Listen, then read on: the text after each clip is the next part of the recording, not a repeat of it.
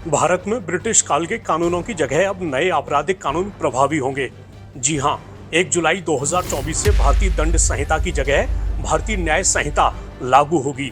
इसके अलावा दंड प्रक्रिया संहिता की जगह भी भारतीय नागरिक सुरक्षा संहिता लागू होगी, जबकि पुराने भारतीय साक्ष्य अधिनियम की जगह नया भारतीय साक्ष्य अधिनियम लागू होगा। मगर सबसे बड़ा सवाल ये है कि इस सबसे क्या बदल जाएगा। व्हाट्सएप की चैटिंग, टेलीग्राम की चैटिंग, व्हाट्सएप की कॉल या इंस्टाग्राम की चैटिंग या ईमेल की चैटिंग, इन सबको भी एविडेंस माना जाएगा। पहले इसको एविडेंस नहीं माना जाता था। तो कानून तो यही है कि जो पुराना केसेस दर्ज हुए हैं वो आईपीसी में ही चलते रहेंगे और उसमें सीआरपीसी ही लागू होती रहेगी। लेकिन अब आज जब 1 जुलाई से नए केसेस दर्ज होंगे उसमें बीएनएस जो भारतीय न्याय संहिता है उसके सेक्शन लगेंगे। नए कानूनों के तहत कोई भी व्यक्ति पुलिस थाने गए बिना इलेक्ट्रॉनिक संचार माध्यम से घटनाओं की रिपोर्ट दर्ज करा सकता है। 0 एफआईआर से अब कोई भी व्यक्ति किसी भी पुलिस थाने में प्राथमिकी दर्ज करा सकता है, भले ही अपराध उसके अधिकार क्षेत्र में ना हुआ हो। इसके पीछे दलील है कि इससे कानूनी कार्रवाई शुरू करने में होने वाली देरी खत्म होगी और मामला तुरंत दर्ज किया जा सकेगा। आपराधिक मामलों में फैसला मुकदमा पूरे होने के 45 दिन के भीतर आएगा और पहली सुनवाई के 60 दिन के भीतर आरोप तय किए जाएंगे।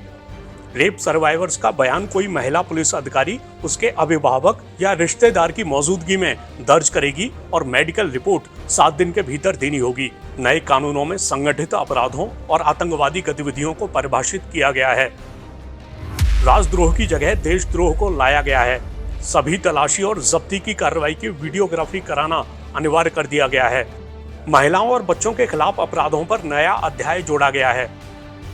किसी बच्चे को खरीदना और बेचना जघन्य अपराध बनाया गया है और किसी नाबालिग से सामूहिक दुष्कर्म के लिए मौत की सजा या उम्र कैद का प्रावधान जोड़ा गया है।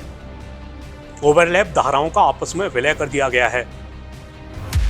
कुल मिलाकर भारतीय दंड संहिता की 511 धाराओं के मुकाबले भारतीय न्याय संहिता में 358 धाराएं होंगी। नए कानून के तहत गिरफ्तारी की सूरत में व्यक्ति को अपनी पसंद के किसी व्यक्ति को अपनी स्थिति के बारे में सूचित करने का अधिकार दिया गया है। इससे गिरफ्तार व्यक्ति को तुरंत सहयोग मिल सकेगा। नए कानूनों में महिलाओं और बच्चों के खिलाफ अपराधों की जांच को प्राथमिकता दी गई है, जिससे मामले दर्ज किए जाने के 2 महीने के भीतर जांच पूरी की जाएगी। नए कानूनों के तहत पीड़ितों को 90 दिन के भीतर अपने मामले की प्रगति पर नियमित रूप से जानकारी पाने का अधिकार होगा। आरोपी और पीड़ित दोनों को प्राथमिकी, पुलिस रिपोर्ट, आरोप पत्र, बयान, स्वीकारोक्ति और अन्य दस्तावेज 14 दिन के भीतर पाने का अधिकार होगा।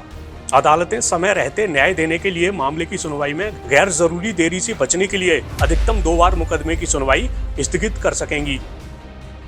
नए कानूनों में सभी राज्य सरकारों के लिए गवाह सुरक्षा योजना लागू करना अनिवार्य है, ताकि गवाहों की सुरक्षा और सहयोग सुनिश्चित किया जाए। दुष्कर्म के किसी अपराध के संबंध में जांच में पारदर्शिता को बढ़ावा देने के लिए पीड़िता का बयान पुलिस की ओर से ऑडियो वीडियो माध्यम के जरिए दर्ज किया जाएगा।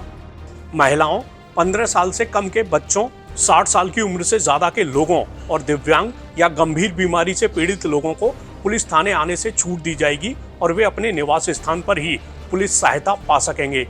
केंद्रीय गृह मंत्री अमित शाह के मुताबिक नए कानून न्याय मुहैया कराने को प्राथमिकता देंगे, जबकि अंग्रेजों के समय के कानूनों में दंडनीय कार्रवाई को प्राथमिकता दी गई थी।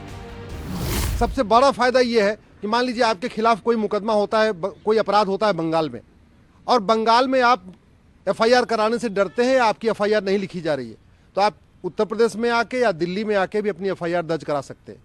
दूसरा, एफआईआर करना पुलिस के लिए मैंडेटरी है, वो टाल नहीं सकती। तीसरी बात, जांच करने की टाइमिंग फिक्स हो चुकी है कि पुलिस को हर हालत में 60 दिन के अंदर जांच पूरी करनी है। जांच पूरी करने के बाद उसको अपनी चार्जशीट फाइल करनी है। जज के लिए भी कंपलसरी हो गया कि वो 60 दिन के अंदर वो चार्जेस फ्रेम कर दे। एक बड़ी अच्छी बात हुई है कि पहले होता था कि सुनवाई पूरी हो जाती थी लेकिन 4 महीने 5 महीने तक फैसला नहीं आता था। अब 45 दिन के अंदर जज साहब को फैसला देना अनिवार्य हो गया है। आतंकवाद भी अब इस कानून में आ गया है। देश के बाहर अगर कोई बैठा हुआ है और भारत के खिलाफ कोई काम कर रहा है, उसको भी अब पकड़ा जा सकता है। साइबर फ्रॉड गंभीर अपराध घोषित हो चुका है। स्नेचिंग, चाहे चेन स्नेचिंग हो चाहे मोबाइल स्नेचिंग हो, वो गंभीर अपराध हो चुका है। धोखा दे के, झूठ बोल के जो लोग विवाह किया करते थे, निकाह किया करते थे, उसको भी गंभीर अपराध घोषित कर दिया गया है। तो मेरा ये मानना है बहुत अच्छा हुआ है। और सबसे बड़ी बात कि जो भारतीय एविडेंस एक्ट में नहीं था पहले, इंडियन एविडेंस एक्ट में, अब भारतीय साक्ष्य संहिता में आ चुका है, व्हाट्सएप की चैटिंग, टेलीग्राम की चैटिंग, व्हाट्सएप की कॉल या इंस्टाग्राम की चैटिंग या ईमेल की चैटिंग, इन सबको भी एविडेंस माना जाएगा। पहले इसको एविडेंस नहीं माना जाता था। तो मुझे लगता है इन तीन कानूनों के आने के बाद जस्टिस विद इन ईयर शुरू हो जाएगा। जस्टिस विद इन ईयर का मतलब अब 1 साल के अंदर डिस्ट्रिक्ट कोर्ट में फैसला होना शुरू हो जाएगा, 1 साल के अंदर हाई कोर्ट में फैसला होना शुरू हो जाएगा, 1 साल के अंदर सुप्रीम कोर्ट में फैसला होना शुरू हो जाएगा। कहने का मतलब अगर किसी के साथ कोई अपराध हुआ है, कहीं मर्डर हुआ है, कहीं हत्या हुई है, कहीं बलात्कार हुआ है, तो 3 साल के अंदर उसको अंतिम रूप से सजा मिलेगी। देश के लोग इससे बहुत लोगों को आराम मिलेगा, बहुत शांति मिलेगी और हमें पूरा भरोसा है कि बहुत जल्दी भ्रष्टाचार और अपराध पे बहुत तेजी के साथ कमी आएगी।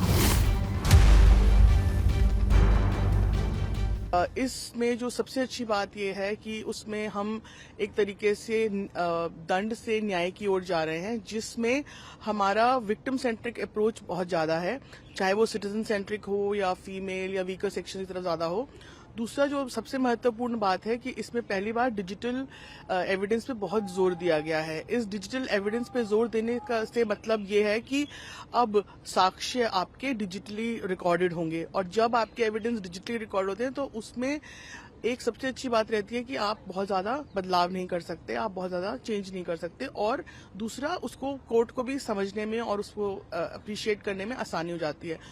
दूसरी बात यह है कि फोरेंसिक एक्सपर्ट्स का जो रोल है वो बढ़ाया गया है। तो इससे जो एक एक्सपर्ट का आना होता है, इन्वेस्टिगेशन में इन्वॉल्व होना होता है, उससे आयु के लिए और आसानी बढ़ जाती है कि वो उसी चीज को बेहतर तरीके से कोर्ट में पेश कर सकता है, और एक एक्सपर्ट भी आके कोर्ट में बयान दे सकता है जो कि पुलिस के फेवर में या जो विक्टिम के फेवर में बात जाती है।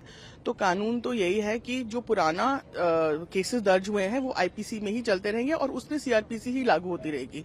लेकिन अब आज जब 1 जुलाई से नए केसेस दर्ज होंगे, उसमें बीएनएस जो भारतीय न्याय संहिता है उसके सेक्शंस लगेंगे। जैसे इसमें ईएफआईआर जो पहले ऑप्शनल थी, कोई स्टेट करता था कोई नहीं करता था, अब ईएफआईआर कर सकते हैं।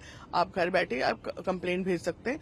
वो अलग बात है कि आपको 2-3 दिन में जाके वहां पे पुलिस से संपर्क करना पड़ेगा, या पुलिस आपके पास आती है तो आपको एक साइन स्टेटमेंट देना पड़ेगा। बट एक ईएफआईआर का ऑप्शन है, और अब इसको under the statute with in the law कर दिया है, पहले लॉ के उसमें नहीं था। दूसरी जो सबसे अच्छी बात यह है कि महिला अगर चाहे तो वो ना जाए थाने में, और वो कह सकती है कि मेरा स्टेटमेंट यहाँ रिकॉर्ड किया। शी कैन ऑल्सो से कि मुझे लिखित में नहीं देना है, मुझे वीडियोग्राफी मेरी कराई जाए स्टेटमेंट की, तो वो वीडियोग्राफी करवा सकती है। तो इस तरीके से बहुत सारी चीजें हैं जिसमें फीमेल्स के लिए फायदा है।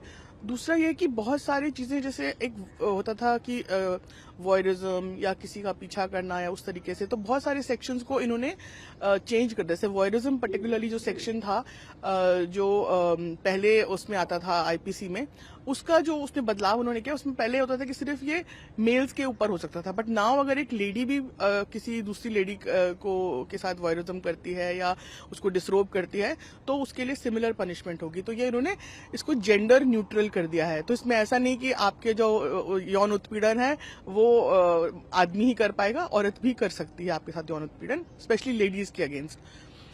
और छोटे छोटे और मतलब इसमें इंपॉर्टेंट सेक्शंस में एडिशन सब्ट्रैक्शन हुआ है, जिससे ये फायदा हुआ है कि जब जैसे विक्टिम्स को अगर अपने उनको लगता है कि एक कोर्ट के ट्रायल के दौरान एक स्टेज पर ऐसी आती है जब कोर्ट को लगता है कि केस नहीं बनता है, तो पहले होता था कि विक्टिम की नहीं सुनी जाती थी और केस को खारिज कर दिया था। अब उन्होंने एक बहुत अच्छा उसमें वो लाया है सेक्शन, जिसके तहत कोर्ट उनकी सुनेंगे और उनकी स्टेटमेंट रिकॉर्ड करेंगे उस वक्त भी ट्रायल में, बिफोर वो उसको खारिज करें। तो इस तरीके से उनका भी एक वर्जन आ जाएगा। तो इस तरीके से उन्होंने अक्यूज्ड को भी कुछ कुछ बेनिफिट्स दिए हैं। बट ऐसे करके जो पूरा जो संहिता बनी है वो एक तरीके से जस्टिस की ओर जाती है, न्याय की, चाहे वो किसी भी के भी प्रति हो। कुछ एरियाज में उन्होंने ये भी करा है कि कुछ जो सेक्शंस हैं उसमें उन्होंने पनिशमेंट को वो कर दिया है कि उसमें हमने पनिशमेंट को बढ़ा दिया है या पनिशमेंट को उन्होंने कम करके कहा है कि कम्युनिटी सर्विस दी जाए। अब क्या कम्युनिटी सर्विस दी जाए वो तो कोर्ट के ऊपर है, लेकिन कम्युनिटी सर्विस भी एक ऐड कर दिया है जो पहले इस तरीके से क्लियरली मेंशन नहीं था, एडेड नहीं था। बहुत सारी चीजें जो हम लॉ के तहत फॉलो करते थे क्योंकि कोर्ट ऑर्डर था या उसको हमने कोर्टों ने उसको इंटरप्रेट किया था हमारे कार्यशैली को इम्प्रूव करने के लिए, उसको न्याय संगत बनाने के लिए, अब वो इस संहिता में एज पर लॉ हैं। तो वो बातें बहुत अच्छी हैं कि अगर हम इसको ढंग से पढ़ें तो हमारे लिए और भी अच्छा हो गया है कि हम चाहे वो हमारे विक्टिम्स हों या हमारे अक्यूज्ड हों, उनकी हम जो राइट्स और उनके जो प्रॉपर उनकी जो हित की बात है वो हम कर रहे हैं। अब अगर वो उस न्याय संहिता के तहत वो अक्यूज माने जाते हैं तो उनके खिलाफ उसी तरह से कार्रवाई होगी। पुलिस कस्टडी या डिटेंशन में भी बदलाव किया गया? जी हाँ, पुलिस कस्टडी और डिटेंशन में जो बदलाव किया गया है, उन्होंने अब ये अनुमति दी है कि पहले क्या होता था कि आपके पास 15 दिन की अनुमति होती थी, आप वो 14 दिन ही पुलिस कस्टडी ले सकते थे और एक ही बार ले सकते थे। अब क्या है कि वो व्यक्ति ने कुछ बात बताई, कुछ नहीं बताई, और फिर वो जाके उसका जो दूसरा आरोपी अरेस्ट होता था उसने कुछ नई बात बताई, तो आप उस पहले वाले से दोबारा बात नहीं कर सकते थे या उसकी पुलिस कस्टडी नहीं ले सकते थे। तो अब जो बदलाव आया है उसमें यह है कि with in a period of 60 days या 30 डेज आप, depending on the kind of case it is, उसमें आप दोबारा से उसकी पीसी ले सकते हैं। और उसको ये नहीं कि उसका पीरियड लंबा हो गया है, बट पीरियड हो सकता है मेरे ख्याल से 14 दिन 15 दिन ही रहे, लेकिन आप उसको दोबारा ले सकते हैं पीसी में अगर आपके वो 14 डेज कंप्लीट नहीं हुए in the period of that 60 days या 30 days depending on the case. So this is very important because क्या होता था कि आपने एक आरोपी को पकड़ लिया और दूसरे आरोपी से जब आपको क्रॉस एग्जामिनेशन करवाना होता था तो वो अवेलेबल नहीं होता था क्योंकि आपके पास पीसी ही नहीं मिलती थी। उन्होंने कहा जी एक बार आपने ली थी पीसी, अब आपका समय खत्म हो गया। अब इस बदलाव से क्या है कि आप दोबारा उसकी पीसी चाहे 1 दिन के लिए चाहे 2 दिन के लिए दोबारा उसको बुला सकते हैं अपने थाने में, उसकी इंटेरोगेशन करा के उसको क्रॉस एग्जामिन आमना सामना करा सकते हैं और जो साक्ष्य हैं उनको बेटर तरीके से प्रिपेयर कर सकते हैं।